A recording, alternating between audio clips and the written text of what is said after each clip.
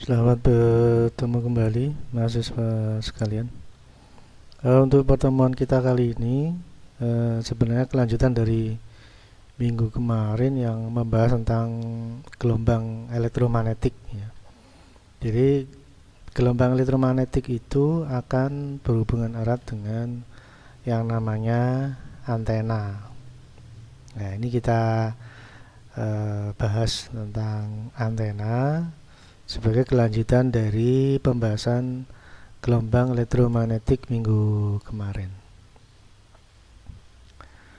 Baik, kita lanjutkan materinya.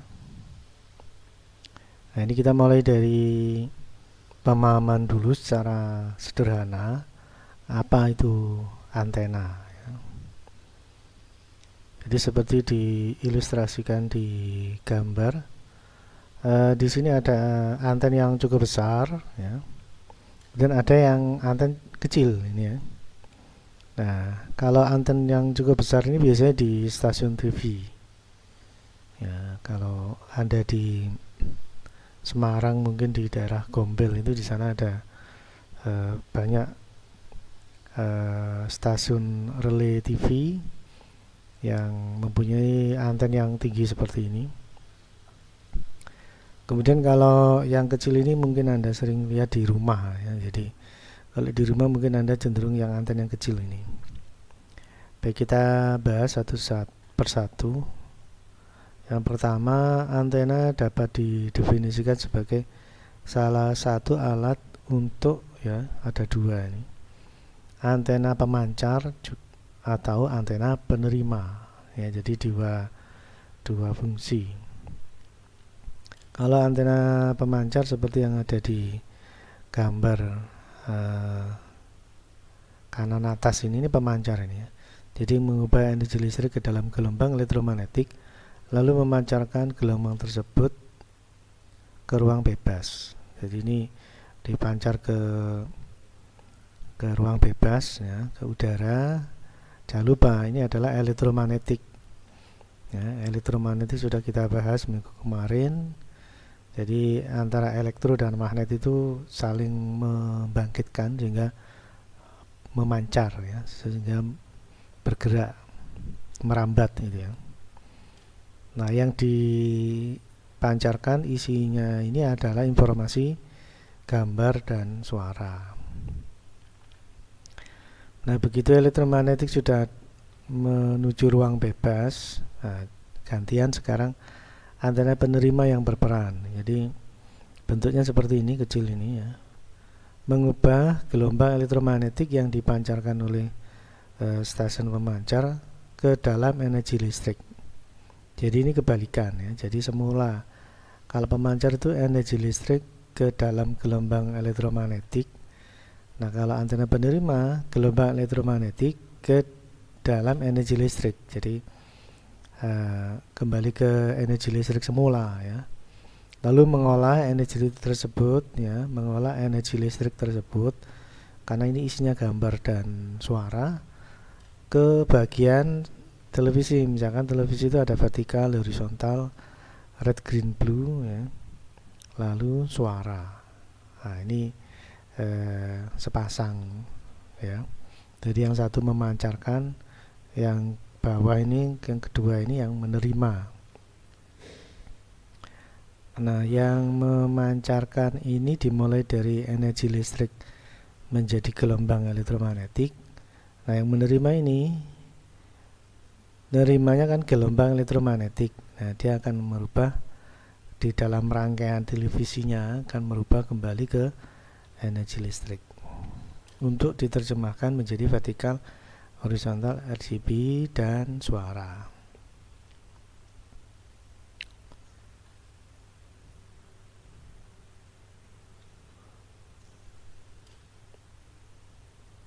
Baik, kita lanjutkan materinya. Fungsi antena ya. Antena merupakan komponen terpenting dalam perangkat radio ya. Antara lain siaran televisi. Siaran televisi ini termasuk radio. Ya, kemudian siaran radio itu sendiri misalkan FM ya. Jadi radio itu elektromagnetik itu tadi ya. Ya, jadi perangkat yang berhubungan dengan elektromagnetik ya maka disebut radio ya, perangkat radio. Ada siaran televisi, siaran radio, penerima komunikasi ya, apa HT atau apa istilahnya itu. Kemudian ponsel ya, handphone, radar. Ini biasanya di laut. Kemudian radio dua arah ya, walkie talkie, lalu hingga komunikasi satelit ya lewat satelit. Nah ini contoh di televisi yang ada di Indonesia ini ya, siaran televisi. Nah ini masuk ke siaran televisi menggunakan media perangkat radio yaitu elektromagnetik. Jadi pada dasarnya ada di semua yang ada di sekitar kita itu ya, televisi, radio, ponsel, ya. Kemudian yang lain itu pakai radio, ya, elektromagnetik. Jadi kita nggak bisa meninggalkan radio. Jadi walaupun handphone itu digital, tapi menggunakan media radio. Walaupun televisi sekarang ada televisi digital, tetap menggunakan media radio. Nah ini salah satu contoh siaran yang sudah kita tonton ya setiap hari ini. Ini pakai radio semua ya.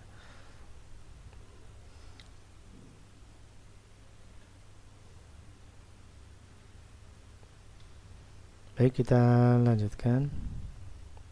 Nah, ini juga perangkat lain yang masih menggunakan radio ya. Jadi bahkan pada perangkat lain diantaranya seperti mikrofon nirkabel ya, wireless mic, pembuka pintu garasi, jaringan komputer nirkabel, Bluetooth perangkat yang diaktifkan ya, tag RFID. Ini kebetulan yang saya tampilkan cuma 2 ya. Jadi RFID ini radio ya, ada pemancar, ada penerima, yang mana ini memberi konsepnya. Kalau RFID itu bagian readernya yang mancar, lalu dari RFID yang isinya anten memancarkan balik ke card reader istilahnya, sedemikian hingga menjadi sebuah informasi. Jadi informasi di RFID ini bisa dibaca oleh reader, bukan card reader ya, RFID reader ya. Nah ini juga pakai radio. Jadi sedemikian hingga aplikasi yang menggunakan wireless ya itu pasti menggunakan radio, sehingga kita nggak bisa meninggalkan radio. Kemudian yang sampingnya ini juga radio ya. Jadi ada Bluetooth ya. Bluetooth ini kalau metode yang umum itu cuma ngirim data ya. Jadi seperti ini bentuknya, flash disk masuk ke komputer misalkan, lalu data dari handphone dikirim lewat Bluetooth menuju ke komputer ya. Nah sekarang sudah berkembang lagi ya, seperti yang ada di gambar ini. Bluetooth ada input audio ya. Jadi ini dimasukkan tegangan 5 volt, lalu audionya dimasukkan ke Bluetooth, lalu jack audio masuk ke Bluetooth, lalu jack satunya ke amplifier ya. Sedemikian hingga amplifier yang dihubungkan dengan jack audio ini bisa menerima data yang biasanya isinya lagu untuk dimainkan di audio atau amplifier yang terhubung ya. Jadi sudah nggak pakai kabel lagi, tapi menggunakan media Bluetooth. Nah sekarang sudah berkembang seperti itu, sehingga dalam radio itu sudah berkembang sekali ya, mulai televisi, kemudian yang handphone, kemudian RFID, mungkin Bluetooth, ini radio semua, yang mana kita nggak bisa memungkiri ya, perkembangan sekarang sudah lebih cenderung wireless. Nah, begitu wireless, ya otomatis kita mau nggak mau pakai radio. Nah, radio itu konsepnya ada elektromagnetik. Elektromagnetik itu pasti ada antena ya. Untuk di RFID ini tagnya ini ada antena. Ini ada kumparan yang hampir sama fungsinya seperti antena ya. Nah, kemudian di dalam Bluetooth ini juga ada antena juga otomatis ya. Karena dia harus semancar ya, memang karena Bluetooth itu frekuensinya 2,4 sampai 5 giga ya, sekitar 5 gigaan, maka antenanya kecil ya. Karena kecil sehingga dikemas seperti ini, sehingga nggak kelihatan ada anten, tapi ada antennya. Handphone itu juga gitu, karena frekuensinya antara 900 sampai 2,4 ya, sekitar 2 giga ya. Jadi 1,8 ya, 1,8 giga sampai 2,2 giga lah, sekitar itu. Maka antenanya kecil sekali sehingga tidak kelihatan, atau dikemas dalam kemasan packagingnya dia sendiri ya. Kayak handphone itu ada antenanya, cuma dikemas dalam packaging dia sendiri ya.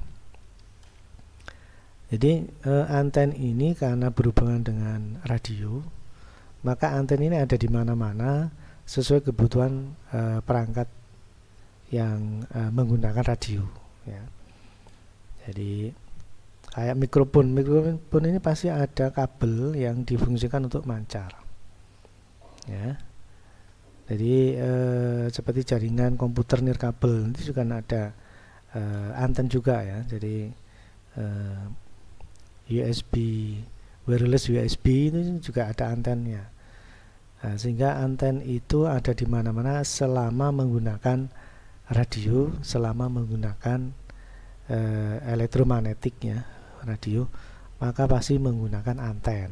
Kalau nggak ada anten, ya informasinya nggak bisa diterima dengan baik ya, karena anten itu menjadi tempat untuk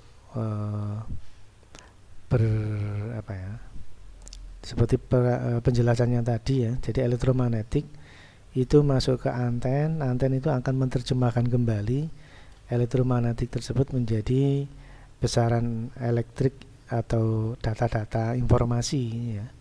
Jadi anten itu menjadi media untuk ditangkapnya informasi. Kurang lebih seperti itu ya.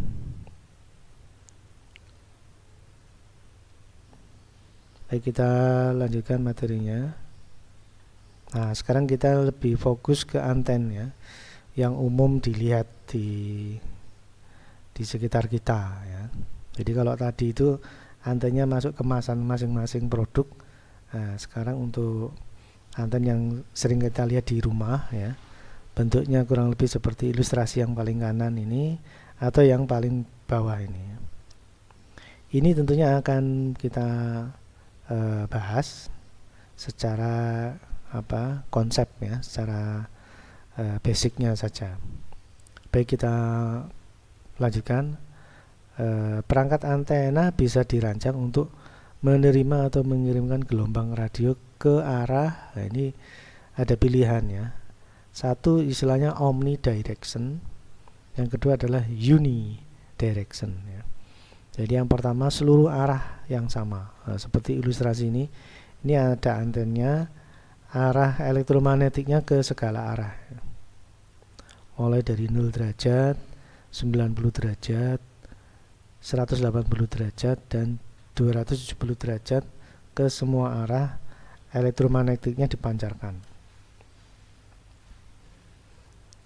Nah itu ya, makanya kalau di stasiun televisi itu hampir semua arah di sekitar televisi, di sekitar stasiun televisi bisa nangkap siaran TV ya. karena stasiun TV memancarkan ke segala arah. Bentuknya kurang lebih seperti ini secara sederhana ya, kurang lebih seperti ini. Intinya dalam satu anten ini panjang, lalu akhirnya antennya bergerak kemana-mana ke semua arah, yang disebut omnidirection. Kemudian yang kedua, ini yang disebut unidirection, gambarnya seperti ini. Nah, ini bisa Anda lihat dia mempunyai arah ya. Saking menuju ke arah yang dituju, ini ada reflektor dengan harapan nanti menuju ke arah yang dituju ya, mengarah ke satu titik ya. Mengarah ke satu titik saja ya. Ya, jadi yang kedua ini mengirim gelombang atau menerima gelombang tertentu ke satu arah. Ke satu arah. Nah, ini seperti ini ya. Jadi dia menuju arah tertentu saja, sementara yang lain diabaikan ya. Nah, seperti ya ilustrasi ini diharapkan nanti ada gelombang yang bergerak dari kanan masuk ke anten ini dan harapannya masuk ke titik utama, ini namanya driven, maka reflektornya atau pemantulnya akan mengarah ke titik drivennya ini. Jadi kalau gelombangnya dari atas, harapannya mantul ke driven, ke titik tengah ini. Atau gelombangnya dari bawah, harapannya masuk atau kembali terpantul ke titik tengah atau driven. Nah, ini mengarah ke satu titik saja ya. Nah, kebanyakan untuk omnidirection itu sebagai pemancar ya. Jarang digunakan untuk menerima, tapi bisa juga sebagai pemancar penerima untuk radio telekomunikasi ya. Intinya bisa fokus sebagai pemancar ya. Nah, kalau yang bawah ini lebih cenderung sebagai penerima ya, menerima dari satu arah tertentu saja ya. Sedemikian hingga penerimanya menjadi jauh lebih maksimal ya, harapannya seperti itu. Apalagi daerah-daerah stasiun TV yang penerimaannya kurang bagus, nah itu biasanya pakai anten seperti ini agar sinyal radionya itu terkumpul ya, terpantul di satu titik yang namanya driven ini, sehingga penerimanya menjadi jauh lebih baik.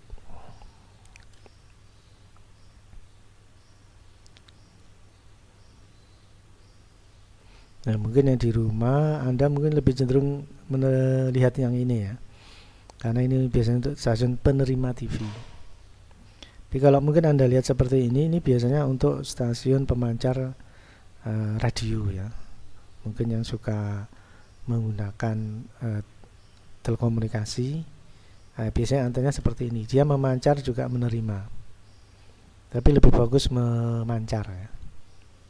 Nah, kalau ini khusus penerima ini, kalau ini mancar kurang bagus, ya bisa juga sih mancar, cuman hanya satu arah saja. Untuk fokus ke satu arah saja itu biasanya sebagai penerima ya, penerima.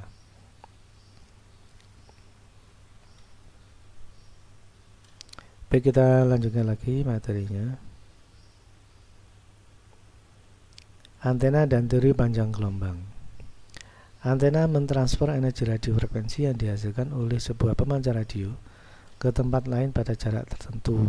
Energi dipancarkan dalam bentuk gelombang elektromagnetik. Selama diradiasikan, gelombang bergerak melalui ruang dan sebagian gelombang tersebut diserap oleh antena radio penerima. Nah, jadi radio frekuensi itu dipancarkan ya, ke tempat lain, lalu energi yang dipancarkan tadi dalam bentuk gelombang elektromagnetik. Nah, selama diradiasikan atau selama dipancarkan, gelombang bergerak melalui ruang. Nah, ini yang kemarin kita bahas, elektromagnetik ya. Jadi elektro menghasilkan magnet, magnet membangkitkan elektro, itu bergantian terus akhirnya bergerak ya. Dan sebagian gelombang tersebut diserap oleh antena radio penerima. Nah, begitu ada antena penerima, nah elektromagnetiknya terserap. Ya. Kemudian sebuah tegangan diinduksikan ke antena. Karena ada elektromagnetik, maka diinduksikan tegangan, tapi ini kecil ya, diinduksikan ke antena. Jadi antena itu kan merubah elektromagnetik menjadi elektron atau seperti listrik ya. Nah, kuat lemahnya tegangan tersebut tergantung dari intensitas gelombang yang dipancarkan dan dipengaruhi oleh faktor-faktor lain, misalkan jarak penerima pemancar ya. Kalau jauh ya kurang bagus hasilnya, tapi kalau dekat penerimanya baik ya, gambarnya bagus. Tapi kalau jauh gambarnya ada mungkin ya, suaranya hilang, atau suaranya bagus gambarnya hilang. Tapi kalau dekat gambar dan suara bisa diterima dengan baik ya. Lalu tinggi anten. Nah, ini biasanya untuk tempat-tempat yang jauh itu idealnya memang line of sight dengan pemancar. Maka biasanya untuk daerah-daerah tertentu yang sulit menerima sinyal televisi, pakai antena dengan tinggi yang yang cukup lebih tinggi ya. Jadi jarak dari tanah itu tinggi sekali, dengan harapan dia bisa nangkep siaran yang dipancarkan. Nah, memang idealnya itu line of sight, jadi lurus dengan pemancar. Nah, kalau jaraknya jauh lalu terhalang bukit misalkan, maka penerima harus menggunakan anten yang cukup tinggi untuk menerima siaran televisi.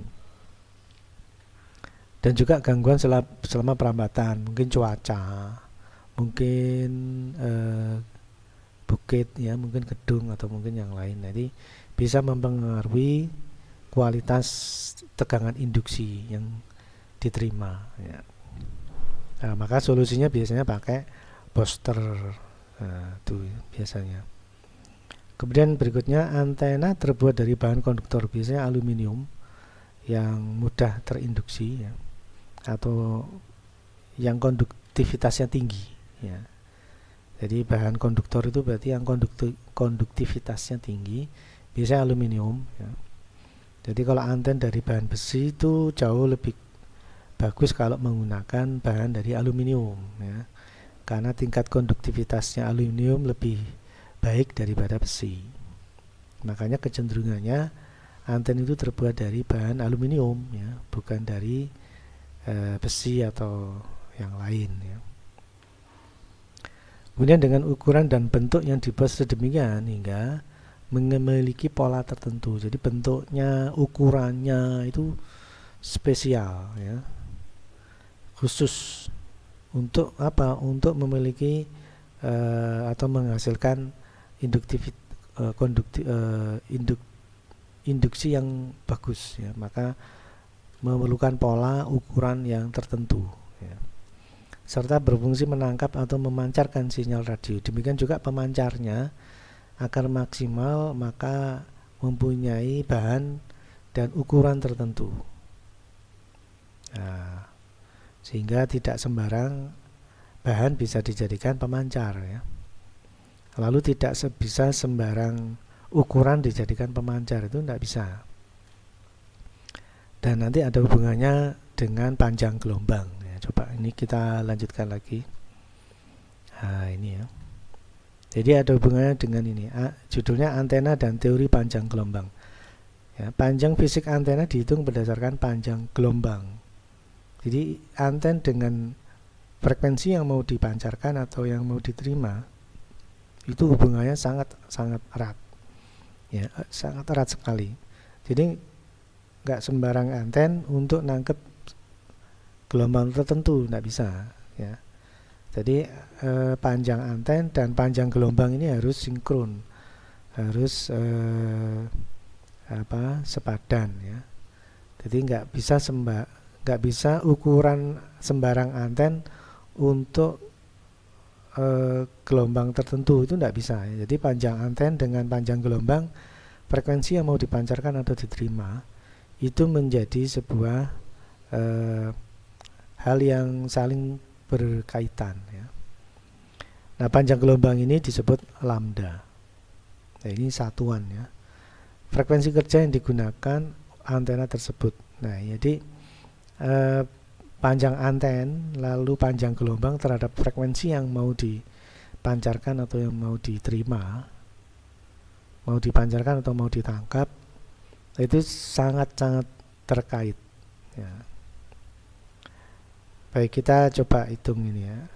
Lambda itu sebenarnya adalah kecepatan rambat gelombang dibagi frekuensi yang mau dipancarkan atau mau diterima.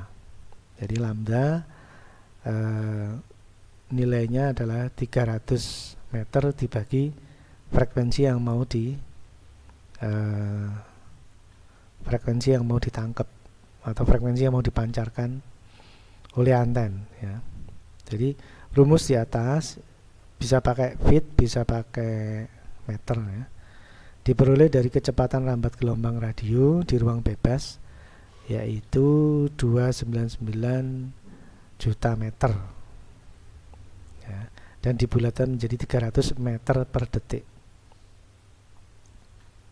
ya, 300 meter per detik. Oleh karenanya panjang antena setengah panjang gelombang dapat juga langsung menggunakan rumus lambda dibagi 2. Ini setengah lambda namanya ya.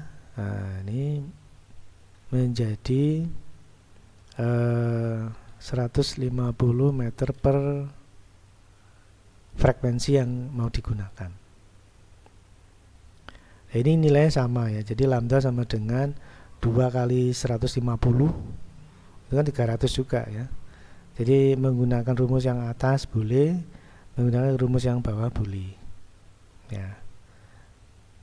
Ya paling gampang yang atas ya. Jadi lambda sama dengan 300 dibagi frekuensi yang akan dikirim, yang akan dipancarkan atau yang akan diterima. Lalu sehubungan dengan adanya perbedaan kecepatan rambat gelombang radio di udara dengan di suatu pengantar atau konduktor, maka umumnya masih harus dikurangi faktor toleransi sebesar kurang lebih 5%. Jadi hasil perhitungan ya, misalkan ini frekuensi berapa ini, 100 MHz misalkan ya. Nah, ini ini frekuensinya berapa MHz gitu ya. Lalu ini bagi ya, nanti ketemu meter. Nah, nanti ditambah atau dikurangi 5% dari hasil panjang gelombangnya itu.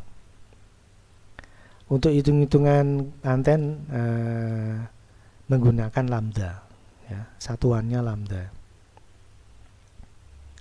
Jadi acuan untuk anten itu ya dihitung dulu frekuensi yang mau dipancarkan atau frekuensi yang mau diterima, itu dihitung dulu.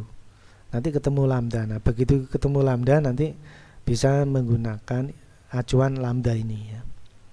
Baik, kita lanjutkan untuk ukuran anten. Nah, contohnya ini ya. Antena omnidirection. Ini contoh aja. Di sini tertulis setengah lambda.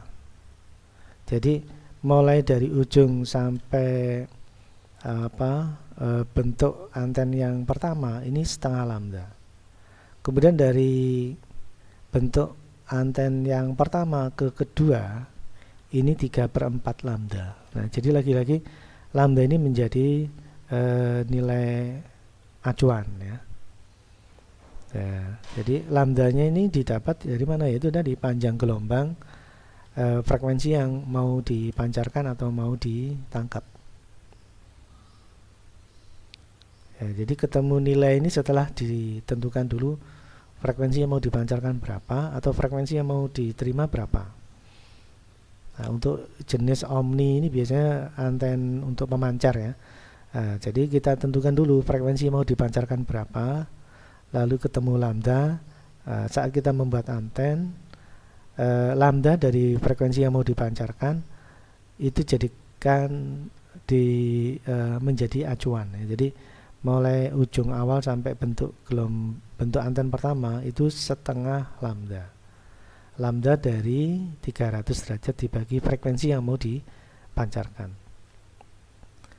Lalu dari bentuk anten pertama ke bentuk anten kedua, ini 3/4 lambda. Lambdanya dari mana? Dari 300 dibagi frekuensi yang mau dipancarkan. Itu ya, sampai ujung jadilah sebuah anten omnidirectional. Ya. Jadi penjelasannya antena omnidirectional ialah antena berjenis wide beam ya, dengan sudut pancar lebih besar karena memang 300 derajat ya. Tapi jaraknya bisa dikatakan lebih pendek ya, karena dipancarkan ke segala arah, maka energinya menjadi lebih kecil ya. Antena ini dipakai untuk menerima atau mengirim sinyal ke semua arah. Seperti antena digunakan sebagai pemancar hotspot ya, dipol antena HP dan lain sebagainya. Ini biasanya omnidirection.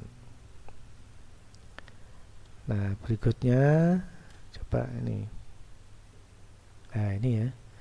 Jenis-jenis antena unidirection.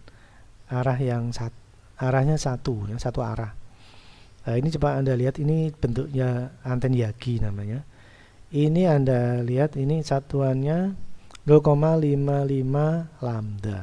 Nah, ini berarti panjangnya ditentukan dulu frekuensi yang mau diterima berapa MHz, kemudian dikali 100 ya. Jadi lambdanya dihitung dulu 300 ya, bukan 100, 300 dibagi frekuensi yang mau diterima. Nanti ketemu lambda dikalikan 0,55 jadilah panjang anten yang belakang. Ini reflektor namanya. Kemudian ini yang driven ya, panjangnya juga kelihatan 0,25 lambda. Lambdanya itu adalah 300 dibagi frekuensi yang mau ditangkap. Nah, begitu dikalikan 0,25 jadilah panjang driven sisi kiri sisi kanan dari antena Yagi. Ini jenis antena Yagi. Ya. Demikian juga untuk antena penguat yang bagian depan ya. Ini juga sesuai dengan ukurannya, ini 0,45 lambda. Lambdanya dari mana? Lambdanya adalah 300 dibagi frekuensi yang mau ditangkap. Lalu dipasang sesuai jarak. Nah, ini acuannya pakai lambda semua ya. Jadi lambda atau 300 dibagi frekuensi yang mau ditangkap itu menjadi acuan untuk semua ukuran. Acuan untuk semua ukuran anten dan jarak anten ya, ukuran anten dan jarak anten satu dengan anten yang lain ya. Ini reflektor, ini driven ya, ini pengarah semua, penguat ya. Jadi penjelasannya adalah unidirection adalah anten sejenis narrow beam width. Narrow itu berarti mengarah ke satu titik, yang artinya hanya mempunyai sudut pancar kecil tapi lebih terarah. Adapun contohnya adalah antena satelit parabola. Ya, kan ada reflektornya ya. Antena sektoral, Yagi. Yagi itu ini contohnya ini Yagi ini. Wajan bolik. Nah, tapi jangan sembarang wajan ya, karena konsepnya wajan itu sebagai reflektor atau pantulan mengarah ke titik driven. Nah, gitu. Jadi boleh aja pakai wajan, tapi harus tahu maksudnya. Wajan itu nanti sebagai reflektor seperti ini agar mantul ke titik driven ya, itu. Dan lain sebagainya. Baik, itu yang mungkin bisa saya sampaikan untuk pertemuan kali ini. Semoga di materi ini bisa bermanfaat ya. Baik, saya kira itu dulu. Saya coba sekian dan terima kasih.